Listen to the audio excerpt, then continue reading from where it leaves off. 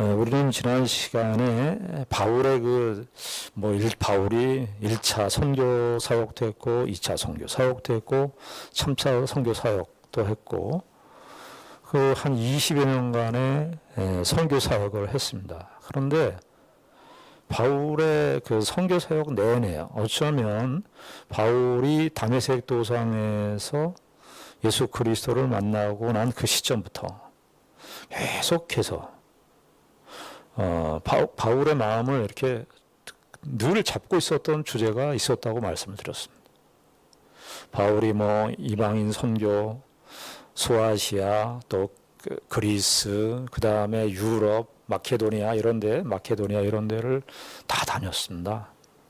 1차, 2차, 3차 많은 고난과 이런 일들을 다 겪었는데, 우리가 표면적으로 사도행전에서는 사도 바울이 활동하는 1차, 2차, 3차 선교 사역을 활동하는 그 내용을 이렇게 서술하고 있습니다만은, 바울의 마음속을 붙잡고 있었던 것이 무엇인가?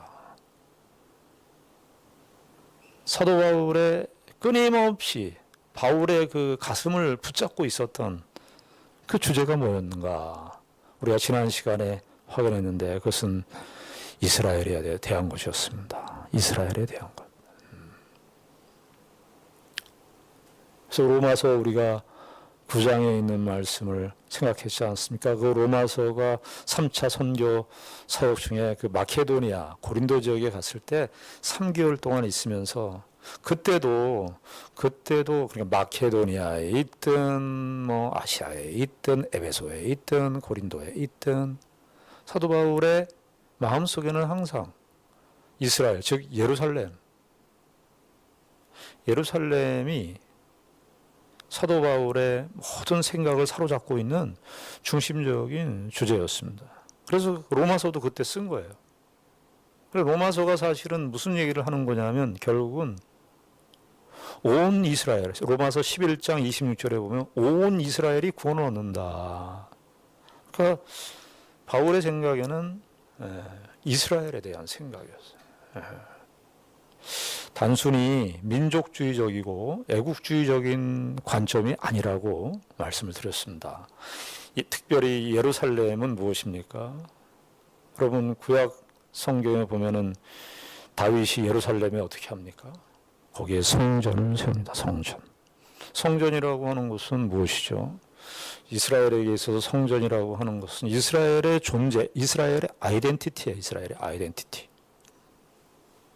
이스라엘 백성들이 하나님을 만나고 이제 남쪽 유다, 북쪽 이스라엘이 헤어지기 전까지는요, 이스라엘 백성들 전체가 다 예루살렘 성전에서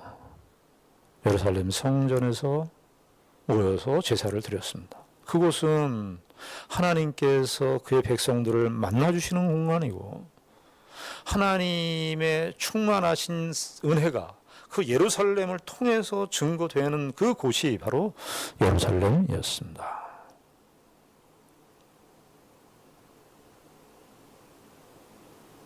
그래서 구약 성경의 중심적인 주제는 사실은 그 예루살렘과 뗄래야 뗄 수 없습니다. 그래서 그 이스라엘 백성들이 나중에 남쪽 유다, 북쪽 이스라엘 나눠졌을 때 선지자들이 이스라엘을 책망할 때요, 그때 대표적으로 책망하는 지역이 어디냐면 예루살렘이에요. 예루살렘.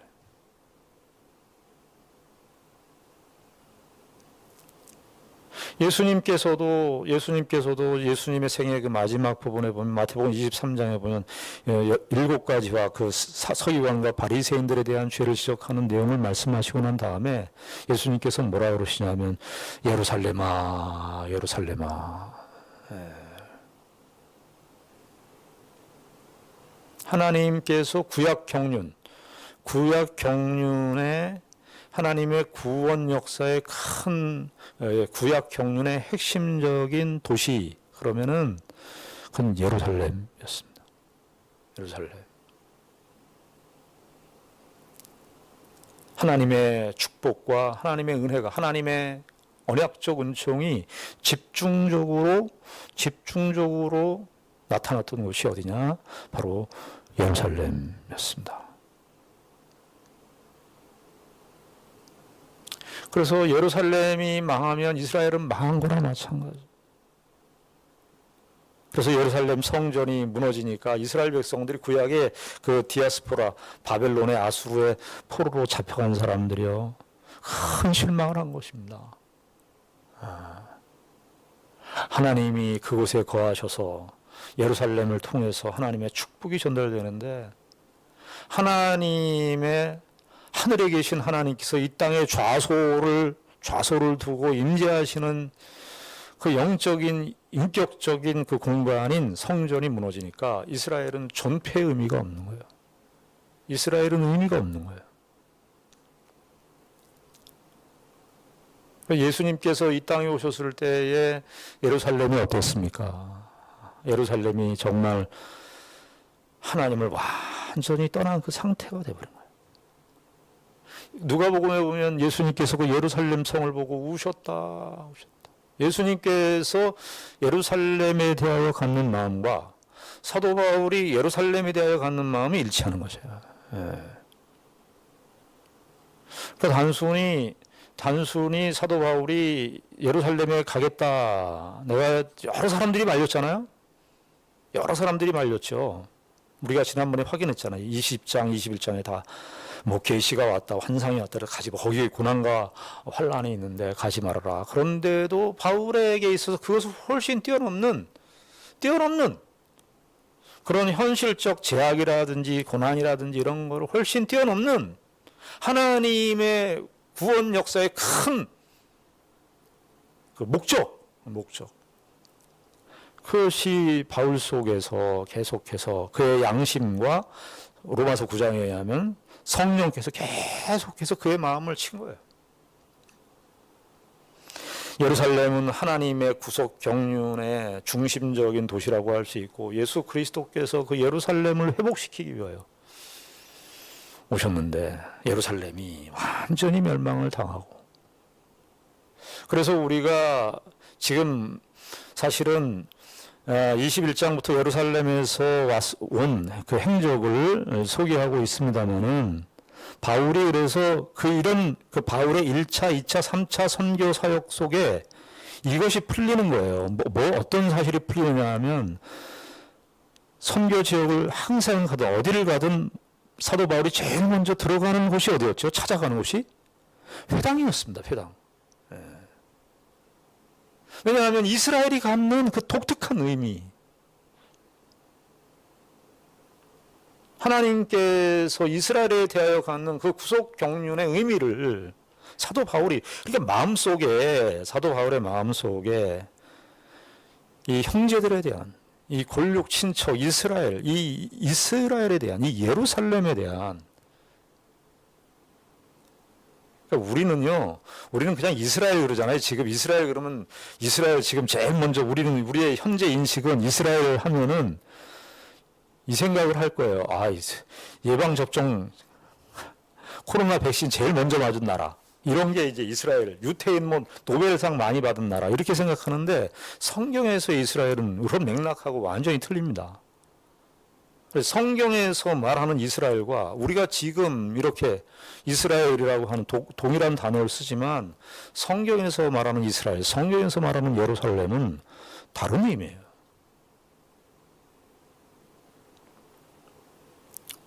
그래서 사도가 그렇게 회당에서 핍박을 받고, 바울을 대놓고 공격하고 대놓고 반발하는 그 유대인들 예상을 하면서도 그 유대인들을 향해서 하나님의 복음을 증거한 것입니다. 그리고 사도 바울이 그렇게 예루살렘을 향해서 온 것이고, 사도행전도 뒷부분에 이제 24장까지가, 21장부터 24장까지가 예루살렘에 관한 사도 바울의 길지 않은 한 20일 될까요? 이제 가이사라에서 한 2년 톡 하는 게 있지만, 그 가이사라 가기 전까지는 한 20일 정도 안 되는 그 기간 동안을 길게, 그것도 사도 바울이 어떻게 해요? 오늘 22장에 층계에서, 사도 바울이 사실은 여기 예루살렘에도 이제 와서요, 사도 바울은 어디가 우리의 육신적으로 생각할 때 바울의 입장에서는 어디가 자기의 삶의 안전을 확보해 주는 곳이냐면은 감옥이었습니다. 감옥에 gat히는 것이 사도 바울이 안전했어요. 그렇지 않아요? 우리가 지난번에도 확인했듯이 21장에 왔더니 아시아에서 에베소 온 유대인들이 바울을 죽이려고 하잖아요. 그래서 결국 막 맞았어요. 이렇게 바울이 지금 우리가 22장 이렇게 설교할 때 설교도 이게 그 아마 성전 바깥에 있는 어떤 층계였을 거예요. 안토니아 요새라고 보통 불리워지는 곳인데 거기에 층계에서 이렇게 바울이 들려가다가 천부장이나 백부장 군사들에 의해서 이제 이스라엘 사람들한테 구타를 당하니까요. 아마 상당히 맞았을 거예요, 바울이. 그리고 바울의 몸에 상처도 많았을 것이고 피도 흘렸을지도 모르겠어요. 그런데 우리 생각에는 그러면 천부장과 백부장은 로마 병사들은 바울을 구해주려고 안전한 곳에 데려가려고 그러니까 거기에 몸을 의탁하면 좋은데 바울이 자기를 내려달라고 그러잖아요. 그러면서 오히려 천부장이나 백부장 로마 병사들에게 로마 감옥에 갇혀 있는 것이 더 안전이 확보되는 그런 상황인데 바울은 특이하게도 설교를 그 아레오바고에는 광장 같은 데 가서 설교하고 그래도 회당 같은 데는 회당이라고 하는 그래도 그 구약식의 유대교인들이 그 당시 때 예배드리는 그 의식을 쫓아서 한 것인데 이게 뭐 바울의 그 설교하는 그 장이 가장 그 독특한 장이 예루살렘이었어요. 이게 층위에서 맞고 도망가야 되는데 거기에서 내려서 22장에 부형들이여 하면서 설교합니다. 이게 참 우리가 이 성경의 이 예루살렘에 대한 하나님의 관점과 예수 그리스도께서 예루살렘에 대하여 갖는 이 생각, 성경의 이 이스라엘에 대하여 갖는 이 생각을 우리가 염두에 두지 않는다면 바울의 행동은 이해할 수가 없어요. 무엇으로 이해하겠어요, 이거를? 아니, 감옥에 가 있는 게 편하지. 그런데 아니나 다를까 이제 22장부터 우리가 설교를 읽었습니다마는 바울이 참 여기서도 설교도 무슨 설교냐면은 이걸 간증 설교라고 하는데요. 사실은 바울의 이 설교는 뭐냐면은 하나님을 말하고 싶은 거예요. 하나님을. 우리는 간증의 핵심이 뭐냐면은 간증을 통해서 하나님을 말하는 것이 아니라 나를 말해. 나를. 결국은 내가 얼마나 괜찮게 하나님의 죄인으로 태어나서 하나님의 은혜를 이렇게 받았는데 하나님의 은혜를 받은 나를 드러냈는데 바울은 지금 그 얘기를 하려고 그러질 않아요. 하나님이라는 이제 주라는 단어를 쓰지만 바울이 자기를 얘기하는데 자기의 삶 속에서 하나님을 말하는 거예요. 하나님을.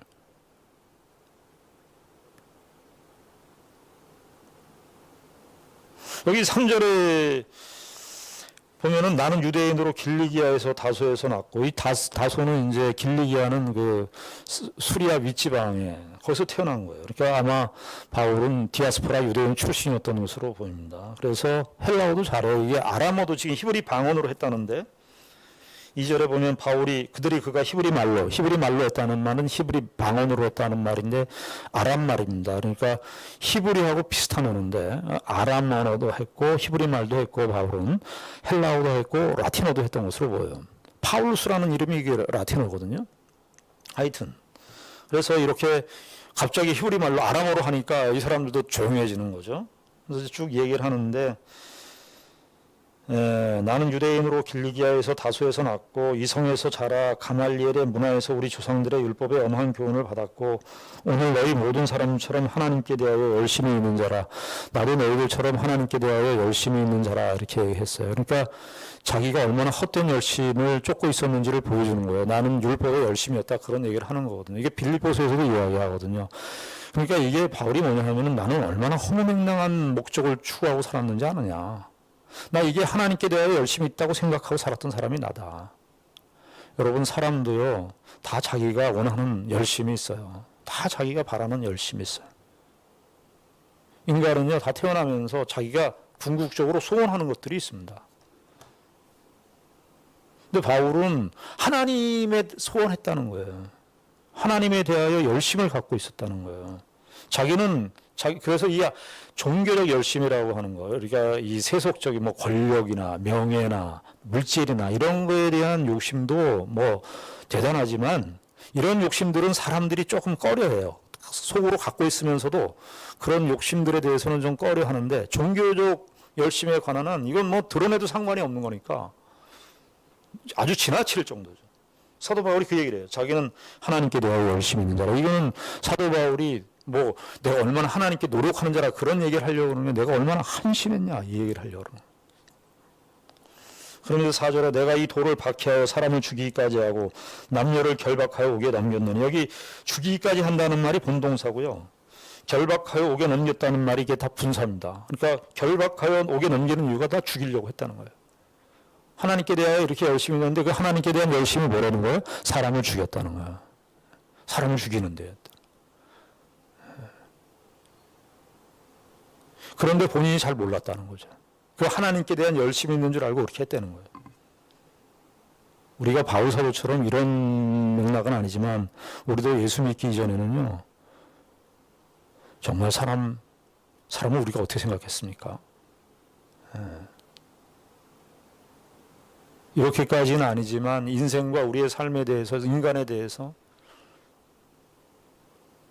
예수 믿고 우리가 인간에 대해서 우리가 어떻게 생각하는가. 예수님이 마태복음은 거기에 보시면 양과 염소의 비유 나올 때 예수님이 그 최종적 심판을 가를 때 뭐라고 그러죠? 예수님에게 잘했냐 못했냐를 기준으로 하는 게 아니라 예수님이 누구와 동일시하냐 하면 지극히 작은 자에게 한 것이 곧 나에게 한 것이라 그래요. 기독교의 인간관을 아주 근본적으로 보여주는 말씀이에요. 바울이 그런데 자기는 어떻게 했다? 죽였다. 그래서 5절에 보니까 이에 대제사장과 모든 장로들이 내 증인이라. 또 내가 그들에게서 다메섹 형제들에게 가는 공문을 받아가지고 거기 있는 자들로 결박하여 예루살렘으로 끌어다가, 여기 또 예루살렘이에요. 예루살렘으로 끌어다가 형벌받게 하려고 하더니, 그러니까 이런 걸 그칠 줄 몰랐다는 거죠, 바울이. 이게 바울은 이제 자신의 죄인됨을 생각할 때 이걸 항상 염두에 뒀던 것 같아요. 이 다메섹 도상에서 예수를 만난 사건. 그래서 갈라디아서에서도 그 얘기를 해요. 내가 갈라디아서 1장 15절에 보면 내가 그때 하나님께서 나를 은혜로 부르셔서 택정하여 나를 부르셨다 하면서 하나님의 복음을 이방인에게 전달하기 위해서. 고린도전서 15장 8절 같은 데는 뭐라 그래요? 자기를 만삭되어나지 못한 자와 같은 나에게 나타나셨다 그래요.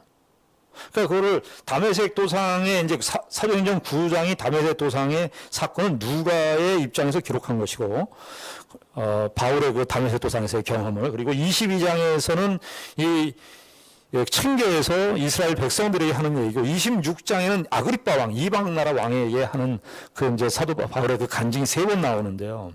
다 3번 다 바울이 얼마나 헛되게 살았는가. 그런데 바울이 말하는 건 뭐냐 하면 그 헛되게 사는 거를 자기 자신이 몰랐다는 거예요. 자기 자신이 깨닫지 못했다는 거예요. 내가 무슨 일을 하는 줄 자기 자신이 알지 못했다는 거예요. 그 얘기를 하는 거예요, 지금. 공문을 받아가지고 거기 있는 자들도 결박하여 예루살렘으로 끌어다가 형벌받게 하려고 가더니 6절 가는 중 그러면서 다메섹에 가까이 갔을 때 오경쯤 되어 호련히 하늘로부터 큰 빛이 나를 둘러비치매. 낮인데 태양이 비치는 거예요. 우린 태양빛을 우리가 살면서 인간들이 살면서 태양빛이 낮에 가장 뜨거울 텐데 다메섹 도상의 그 사막 아닙니까? 낮에요. 낮에 그 태양빛이 아주 가장 장렬할 때인데 더 다른 빛이 들어온 거예요. 더 다른 빛이. 그 다른 빛이 바울에게 들어온 거예요. 예수 그리스도를 믿는 것은 뭐냐? 정말 새로운 빛이 우리에게 들어오는 것 같은 거예요. 새로운 빛이 우리에게 들어오는 거예요. 우리의 영혼 속에, 우리의 어두운 영혼 속에 정말 하나님의 빛이, 생명의 빛이 우리 가운데 들어오는 거예요.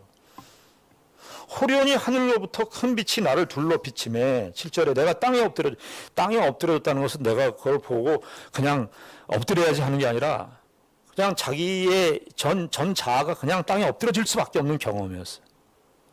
하나님 앞에 어떤 영혼도 다 하나님을 만날 때 다 무릎을 꿇어요. 무릎을 꿇어요. 우리가 갖고 있는 세상, 내가 갖고 있는 나의 자아, 내가 가지고 있는 인생에 내가 바르다고 생각하는 그런 모든 것들 다 무릎을 꿇고. 그래서 말하죠. 사울아 사울아 내가 왜 나를 박해하느냐 시고는 8절에 내가 대답하되 주님 누구시니까 아니 이르시되 나는 내가 박해하는 나사렛 예수라 하시더라 하면서 11절 좀 가시면은 나는 그 빛의 광채로 말미암아 볼 수 없게 되었으므로, 그러니까 볼 수 없는 기간이 한 3일 됐죠. 사도행전 9장에 의하면 3일 동안 빛을 볼 수 없어. 이게 빛을 볼 수 없게 만드는 암흑의 세계를 경험하게 하는 거죠. 새로 태어나. 왜냐하면 바울이 하나님을 만난, 바울이 하나님을 만난 새롭게 된 경험을 바울에게 각인시켜야 했어요. 바울이요 굉장히 뛰어난 사람이라고 보시면 안 돼요. 바울은 죄인 중에 괴수예요. 정말 이렇게 해야 믿어야 되는 사람이 바울이에요. 바울이 우리들보다 뭐 율법 학자고 그러니까 가말리엘 문화의 율법 교육을 받았으니까 야 바울이 정말 이런 정도 되니까 이렇게, 그런 게 아니고 성경은 바울과 같은 사람이 이렇게 해야만이, 이렇게 하지 않으면 안 돌아올 사람이 바울이다. 그렇게 보이는 샘플이지 얼마나 예수를 믿는데 준비되어 있는 샘플이 아닌 거예요. 그러니까 이렇게 들어갔다고. 이렇게 빛의 광채로 이런 흔적과 사인을 주지 않으면 안 믿을 것 같으니까. 빛의 어둠의 시간을 3일 동안을 보내서 아나니아를 만나기까지 헤매는 거예요. 헤매는.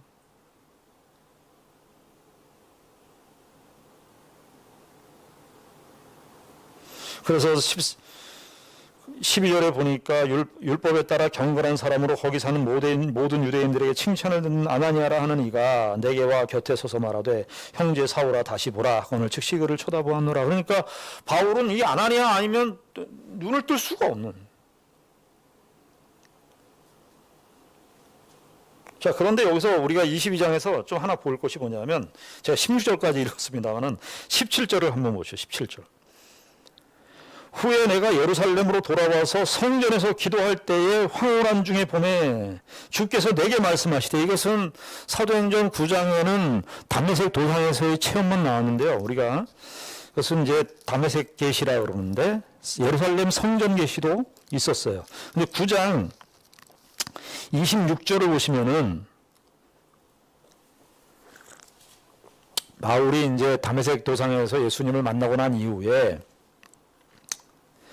예루살렘에 간 내용이 나와요. 9장 26절에 보면 사울이 예루살렘에 가서 제자들을 사귀고자 하나 다 두려워하고 그가 제자됨을 믿지 아니하니. 그러니까 예루살렘에 있는 사도들에게, 교인들에게 가서 내가 이제 하나님의 말씀을 전하고자 하니까 예루살렘에서 제자들이 받아들이지 않았어요. 아마 이 기간 동안에, 이건 뭐 학자들의 여러 견해가 있습니다만 제 생각에는 이 17절, 22장 17절에 나오는 예루살렘 성전 환상, 이 성전 계시는 바로 이때 사도행전 9장 26절 이후에 그때 있었던 체험으로 보입니다. 그러니까 다메섹 계시가 얼마 있지 않은 시점에 예루살렘 성전에서 바울이 왜 이 예루살렘 성전 환상을 얘기할까요? 예루살렘이니까. 예루살렘이니까. 여러분, 바울이 예루살렘 성전 환상을 이야기할 때 바울은 이 자기의 경험이 무슨 경험을 염두에 두었을까? 바울이 율법을 잘 아는 사람인데 아마도 이사야 선지자가 구약 시대 때 하늘의 성전 체험을, 이사야 6장에 하늘의 성전 체험을 하는 거예요. 하늘의 성전 체험. 하늘 성전 체험. 그리고 구약의 선지자들이 하나님의 그 환상을 체험할 때, 하나님의 환상을 체험할 때 다메섹 계시를 통해서 1차 예수 그리스도를 만났고 그 예루살렘에서 성전 환상을 체험합니다. 그래서 그 예루살렘에서 바울이 드디어 하나님의 선지자, 하나님의 선지자, 하나님의 사도로서 다메섹 계시를 더 보강하고 다메섹 계시를 더 완벽하게 해주는 예루살렘 환상을 바울이 경험하게 됩니다. 그래서 여기 그게 17절 이후에 나오는 거예요. 후에 내가 예루살렘으로 돌아와서 성전에서 기도할 때에 황홀한 중에 봄에 주께서 내게 말씀하시되 속히 예루살렘에서 나가라. 여기까지는 이제 이 청중들이 다 잘 들었어요. 그래서 손 나가라 해놓고 21절에 예루살렘에서 성전 환상을 통해서 하나님께서 뭐라고 그러냐면 21절에 나더러 또 이르시되 떠나가라. 내가 너를 멀리 이방인에게로 보내리라 하셨느니라. 그러니까 이방인의 예루살렘 성전은 여기까지는 다 예루살렘 성전에서 사도 바울이 물론 이 사람들이 다 미워하고 지금 바울을 죽이려고 하는 사람들인데 바울을 적대하는 사람들인데 예루살렘 성전을 봤다 그러니까 이렇게 좀 움찔해요. 그런데 보니까 성전에 하나님께서 나타나셔서 이방인에게로 가라 하니까 그 이방인이라는 말을 듣고 22절에 이 말하는 것까지 듣고 말하는 것까지 그들이 듣다가 소리질러 이르되 이러한 자는 세상에 없어버리자 살려줄 자가 아니라 하여 바울은 설교를 멋있게 시작을 했지만 설교를 어떻게 해요? 끝을 못 맺었어. 그리고 이제 천부장하고 백부장이 이렇게 이제 논쟁을 보니까 천부장과 백부장도 이 유대인들 눈치를 안 볼 수가 없는 거예요. 유대인 다수들이 이 바울을 죽이려고 하니까 바울이 지금 자기네들이 놔달라 그래서 거기서 층계에서 설교를 했는데 저들이 듣고 분노를 하니까 이제 천부장이나 백부장도 로마의 관리들도 바울을 이제 신문해야 되겠다 해서 채찍질 하려고 합니다. 그런데 이 로마의 채찍질이라고 하는 것이 그냥 우리가 몇 대 때리고 가라 하는 그런 게 아니라 죽을 때까지 때리는 거죠. 신문할 때까지 때리는 거거든요. 그러니까 바울이 거기서는 그 로마의 채찍질 상황을 알기 때문에 바울이 뭐라고 그러냐면 26절에 보면 22장 26절에 백부장이 듣고 가서 천부장에게 전하여 이르되 어찌하려 하느냐 이런 로마 시민이라 하니 27절에 천부장이 와서 바울에게 말하되 내가 로마 시민이냐 내가 말하라 이르되 그러하다. 로마 시민은 이거 때릴 수가 없는 거예요. 로마 시민은 채찍질을 할 수가 없는 거예요.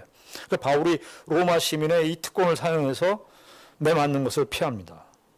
그리고 나서 그 이튿날 30절에 이튿날 천부장은 유대인들이 무슨 일로 그를 고발하는지 진상을 알고자 하여 그 결박을 풀고 명하여 제사장들과 온 공회를 모으고 바울을 데리고 가서 그들 앞에 세우니라. 산헤드린 공회까지 이제 데리고 갑니다. 이제 천부장이 보니까 이거 안 되겠다. 그러면 산헤드린 공회 저들의 예루살렘 회의에 산헤드린 성전 앞에 있는 예루살렘 성전 앞에 있는 떡버티고 있는 산헤드린 공회에 데리고 가자.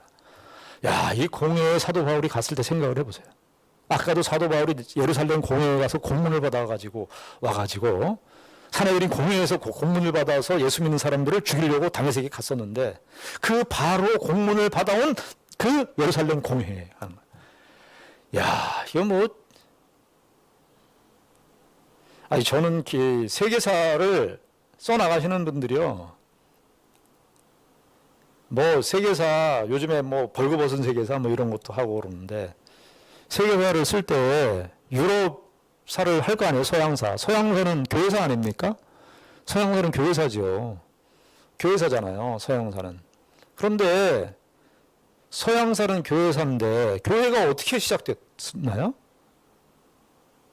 교회사잖아요. 그러면 그들이 로마 가톨릭이 됐든 개신교가 됐든 다 교회사인데 콘스탄티노플이 313년에 기독교를 공인해서 그때부터 교회 역사가 시작이 됐는데 유럽사는 교회사가 됐는데 그러면은 교회가 어떻게 시작이 됐는가 그거를 생각해야 되지 않겠어요? 그러면은 자연스럽게 복음서의 예수 그리스도를 생각하지 않을 수가 없겠죠. 교회가 시작이 됐다 그러면 교회가 어떻게 시작이 됐는가? 그들이 교회가 고백하는 내용이 뭔가? 저들이 모여서 하는 대화의 내용이 주제가 뭔가? 그걸로부터 생겼을 텐데.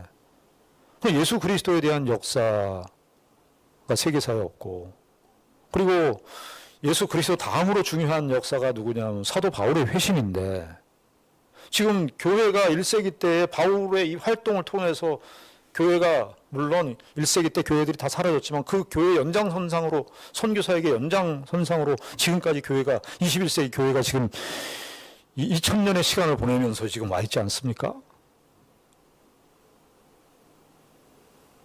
그렇다면 적어도 사도행전의 이 역사를 무시하지 말아야죠.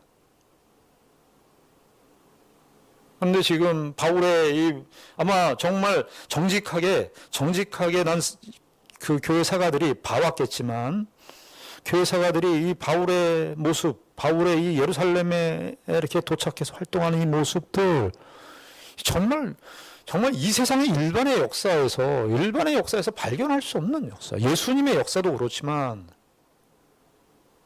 누가 자기를 죽이려는 그 동족 앞에 가서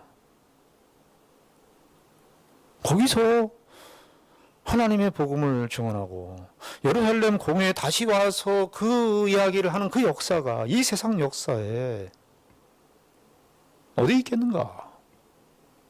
이 세상의 역사라고 하는 것은 강한 나라가 약한 나라를 정복하는 그런 역사에 다 피 흘리는 투쟁의 역사, 전쟁의 역사 아니었습니까? 그런데 독특하게 이 바울의 역사는, 사도행전의 역사는, 기독교 복음의 역사는 이 예루살렘의 이 산헤드린 공회에 도착.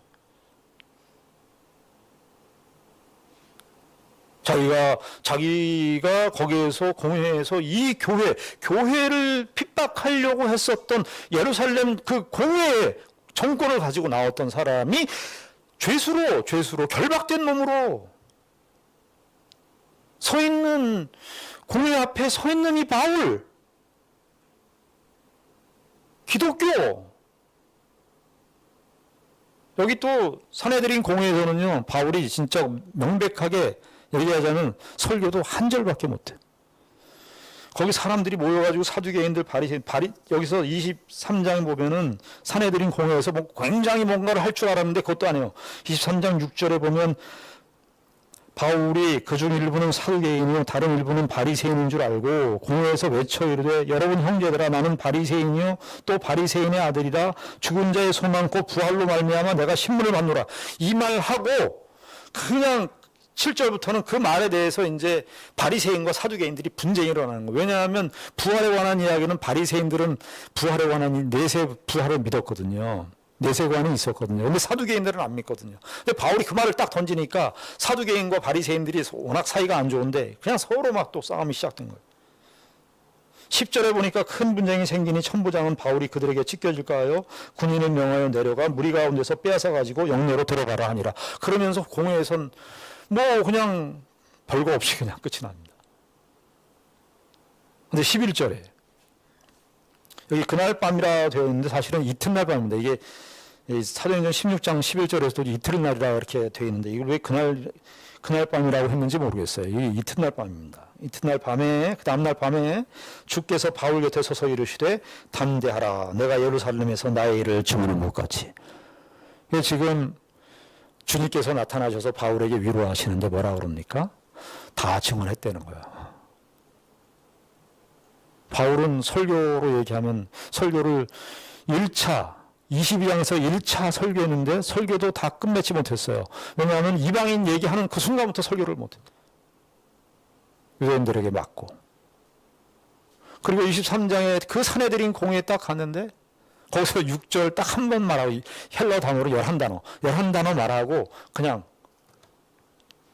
근데 11절에 예수님이 나타나셔서 예루살렘에서 너 다 잘했다. 다 증언했다. 여기서 바울은 계속 당하고 고난당하고 그걸로 하나님은 일하신다. 네가 꼭 말을 다 안 해도 네가 왔다는 사실 자체가 나의 일을 다 증언하는 것이라. 이게 참 하나님께서 산헤드린 공회 앞에 바울이 그리고 이스라엘 앞에 거기 앞에 서서 설교도 제대로 끝맺지 못하고 엉거주춤하게 핍박을 받아서 도망가는 그런 신세에 놓인 바울의 모습이 예수님은 다 됐대요. 우리는 이 세상에서 살면서요, 이 결과 위주 법칙, 성공 위주 법칙, 업적 위주 법칙에 길들여져 있어요. 그래서 기독교 신앙도 우리가 어떻게 갖기 시작하냐면, 내 기도하고 내 소원이 이루어져야지 하나님의 뜻이 이루어진다고 생각을 해요. 말은 아니지만 그렇게 생각을 하고 사는 경우가 많아요. 그래서 내 소원과 내 기도의 제목이 이루어지지 않으면 하나님이 역사하시지 않는 것이라고 생각을 해요. 하나님은 이거 안 해주시는구나. 하나님 이거 해주시는구나. 오늘 사도 바울의, 우리가 사도행전의 모습을 보면, 특별히 오늘 이 예루살렘에서의 바울의 모습을 보면 뭐 시원하게 해결된 게 없어요. 층계에서 설교를 했는데 오히려 이방인 얘기를 해갖고 거기서 채찍질을 받으려고 하는데, 거기서 이제 로마 시민권을 해서 간신히 살아남아서 산헤드린 공회에 왔는데 설교는 딱 한 문장 하고 끝났고, 그런데 예수님은 나타나셔서 다 했다는 거 아니에요. 여러분, 우리가 신앙에 대한 기대나 소원이 너무 커요. 하나님께서는 지금 바울이 예루살렘에 온 것으로 다 말하고 있는 거예요. 네가 예루살렘에 왔다. 너 존재가 예루살렘에 왔다. 내가 너를 이스라엘 앞에 세웠다. 네가 무슨 말을 하든 내가 너를 예루살렘에 보낸, 하나님이 너를 예루살렘의 그 고난의 현장에 너를 보낸 것 그 자체가 메시지다. 네가 거기서 설교를 멋들어지게 하고 뭐 설교를 얼마만큼 잘해서 이스라엘 백성들이, 유대인들이 무릎 꿇고 회개하고, 아니고 내가 너를 거기에 보낸 것 자체가, 너의 존재 자체가 내가 하나님이 하시는 증언 사역이다. 우리는 왜 이렇게 인생을 살면서 신앙생활하면서 왜 이렇게 여유가 없는지 몰라요. 여러분, 우린 예수 그리스도를 믿고 사는 나는 내가 있는 그 현장이 하나님이 보내신 나예요. 하나님이 보내신 나.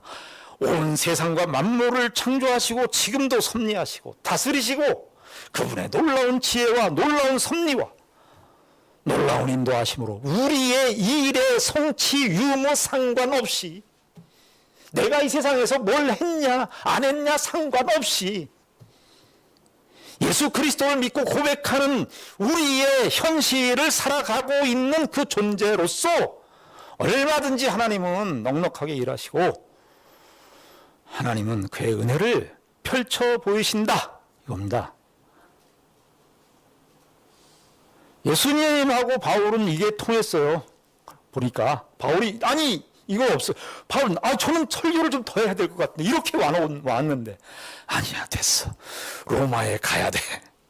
로마도 나중에 어떻게 가요? 그냥 죄수로 끌려가는, 로마에 가서 기가 막히게 뭐 설교를 하고 하는 게 아니라 로마에 죄수로 가는 모습으로 바울이 끝이 나요.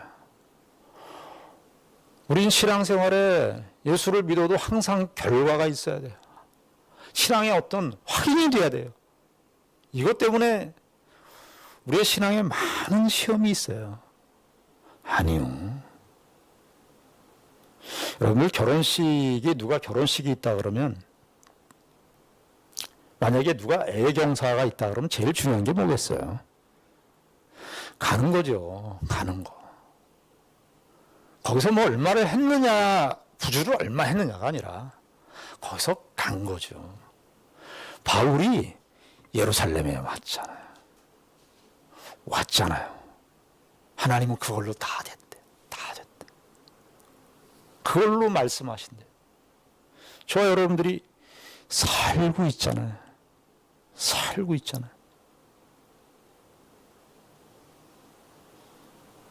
우리가 다 하나님의 은혜가 아닌 것이 어디 있으며, 하나님께서 함께 하시지 않는 현실이 어디 있으며, 하나님의 섭리와 지혜로, 그 놀라운 지혜로 우리의 인생길을 인도하시지 않은 적이 언제 있었으며, 저와 여러분들의 삶의 고단한 현실과 뭐 어떤 현실이 됐든 하나님은 지금도 우리를 통해서 말씀하시고 얼마든지 증언하시고 얼마든지 함께 하시는 그 하나님이심을 믿고 우리의 인생길을 걸어가시는 귀한 은혜가 있기를 바랍니다. 기도하겠습니다. 하나님 아버지 은혜를 감사합니다. 바울은 예루살렘에 와야 했습니다. 그것으로서 하나님의 크신 일이 이루어진 것입니다.